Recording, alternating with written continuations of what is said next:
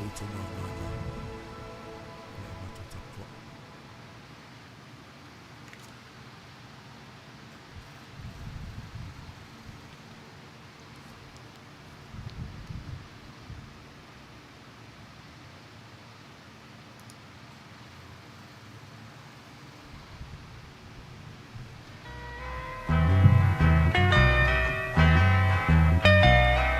And it keeps right on the hurting since you're gone. Ooh, I cried myself. Rupios Junior Market i tonu ore ai o Long Beach. O loo mawai ore tau mafa Samoa, tale ma moe, supo ma moe, apa parusami, ofu parusami, moa tunu masi usi upipi, sapa sui, so sisi, povi masima, talo mafai. E whamaria ino no loto pa e fi atu matala atu o a au. Ile Rupios Junior Market i tonu ore ai o Long Beach ile limalua tasi o Long Beach, California, Iva o valu o lima. Telefoni 502 tasi iva valu valu. Every minute of the day, every hour you're. Whapena fo i le tautua le Sir Winston Funeral Services i mo lo sila fia Samoa. O le aunanga o le vaenga o whare maliu o lato tiute mo lato whaiva pi o no tau sila fia. E o mai lava le teimi o le wala au le atua, e se le ola le atua ta o toro tatou tino. O le teimi lana e whaatino ainga luenga a le Sir Winston Funeral Services ia o le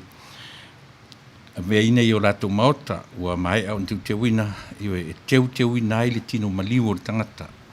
A o le tu inatu i le palapala, ma le ele, i le ngata fo i le tino e tu inatu i le palapala. Au whapena fo i o nau le lato tautua, i le tino e o e whaaliu lefu tulou. Ia po le vanga whelu ta ua whaapretania o le cremation. E au fo ila iai le lato tautua, al me sili on tau, wala au iai mo nisi o whaamtalanga, ina ia tupu a tili lau sila fia mana malamlama, wala au iai le telefoni fitu o fitu ono li malua, lua toru li maiva. Po le telefoni fe avea ai, toru lua toru tasi fitu, valu tasi o valu fesili mo te mai te pule, Marietta Luana Naua Winston, ia mo nisi o whamtalanga e whaatupu a tiri ai lo si la fia, ia mare nofo malama. Telefoni o ofisa, fitu o fitu, ono lima lua tolu lima iwa. Po telefoni whi avea ai, lua tolu tasi fitu, valu tasi o valu. Ioe, o ni ngalo wala au iai, e mawai se marama. Anga, ele ngata ina o le company wata ua le performance auto sales o company ta vale ioe au na o sui lo sa mo le vai taimi anga ia tu fa ingo tau sanga ioe wala au iai i le telefoni 5 ono iwa 5 ono iwa selau ia por telefoni fe avea i iwa o iwa ono torulua ono 5 ono tasi ioe e talia le ale le lei o iai o credits le ale le anga pe matua le anga lava talia o el performance auto sales wala au ne iai i le telefoni pe on fa lau lo atu i le tuatu si le na tasi 5 fa o East Whittier Boulevard Whittier California iwa o ono o tasi ia o nisi nao tatu fa sarong fa pis nisi mo lo tu silafia ai mea i le fa iwina o le tatu por kalame i le ne fiafi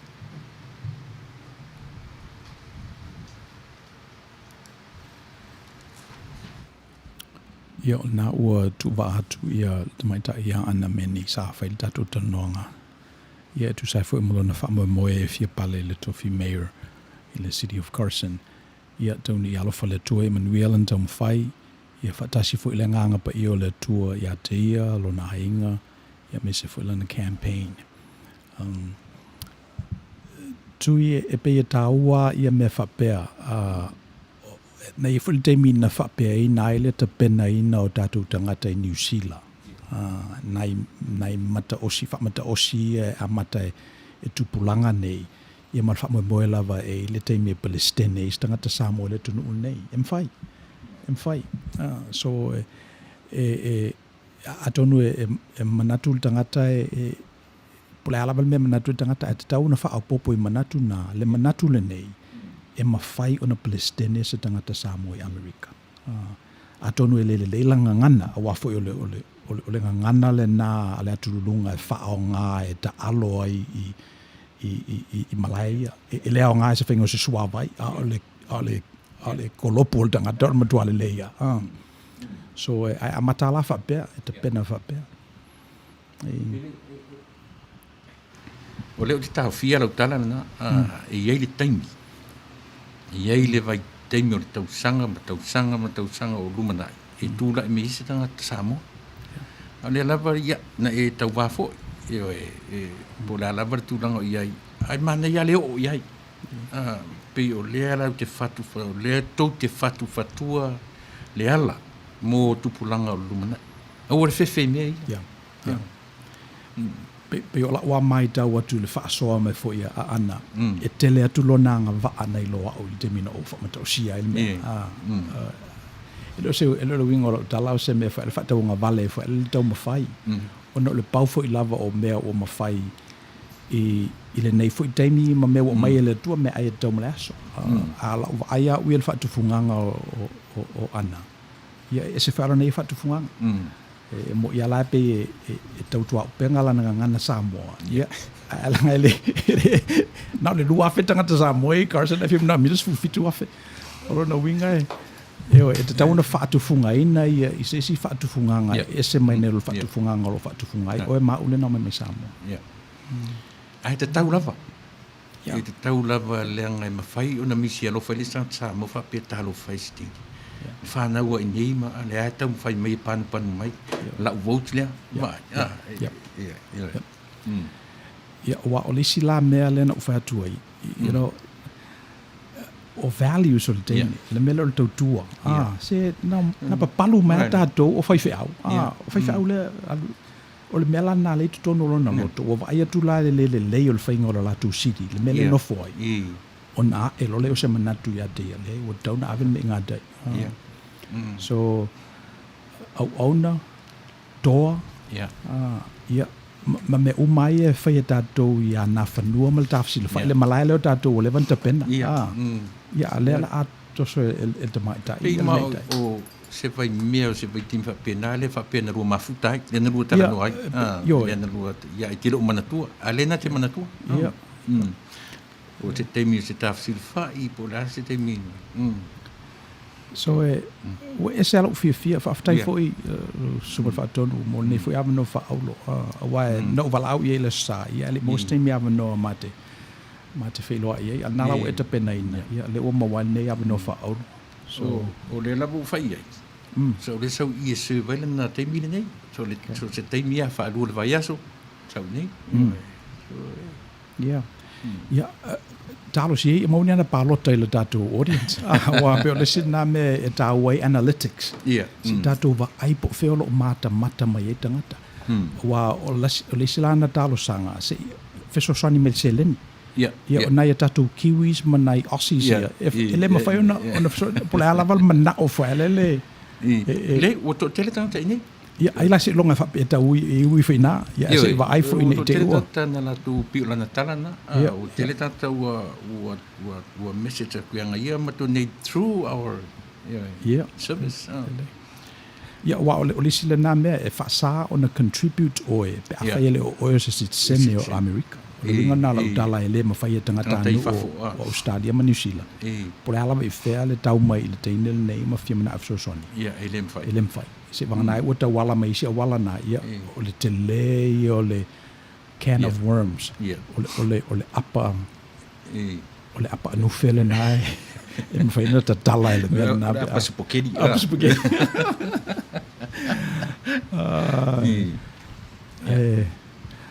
you know it's possible wa le sia la me na o pikia mai le tandoanga ma ana this whole notion of inside outside game she's an outsider so in other words ole sa umani afa ese le masenga ukala ngo fo lo prokalama sa umani ya sa umani afa ese avele me ngadai mana o me mana yo te le fatu fa ya o fa longo me fo inisi o langona mai ta ua o le tatu la vaenga o tonit se futa la apa war me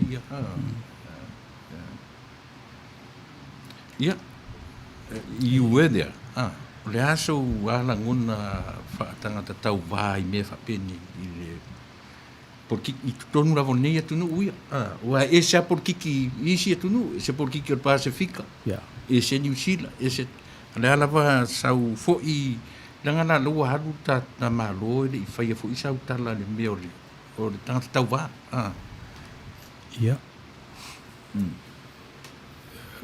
esa malai e wai e pela malai na o aloi o Long Beach lima se lau wafe la fa o dangata ile nu ule o Long Beach e fa isi papa e atu na ilo Carson Davis fu tasi ya fa dangata so ese fa ala to polkiti tele fa ala fa ilonga lanu ya ala fa ilonga lanu tatanu fa ilonga e tanu fa ala le ia il fa longa lanu ma te tawalana e tamo e malo wa mo tino mena so it's a malai o lisiala me it's a non-partisan race e pe foi la o Carson o rona winga ele ali ia Republican, Democrat or Independent ele ali parties na a tanu foi la o e ale candidate endorse the Republican Party, male Democratic Party. E ala to candidates fa pitoa o levanta penalty nele o mai tatu si o tatu lima ile tenele la fe mo tatu sui.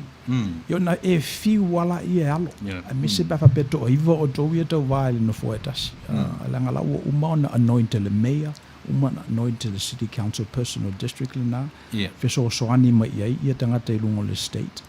Ia to ia male federal. Ia wa tili ena le sa vanor. O sa umane afa ese. A pe no fia tu na fa mata osine e tado. Ele te mi tu la e mai ia tu pulanga lo manai. E pe fa tu foi te mi o vai ele manatua Friedrich. Ele manatua Friedrich e sau mai sia mani nei America faila na pisinisi failo na tali engo ia Fred.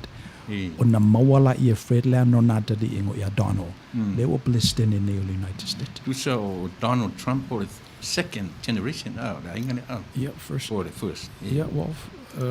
Friedrich sa mai sa mani. Yeah, Ya na whana wale lo na tali o first. Fred. Ya na whana wale Fred, ya Donald Trump. Donald Trump. Ya asawa male ngole aing Trump. Yeah.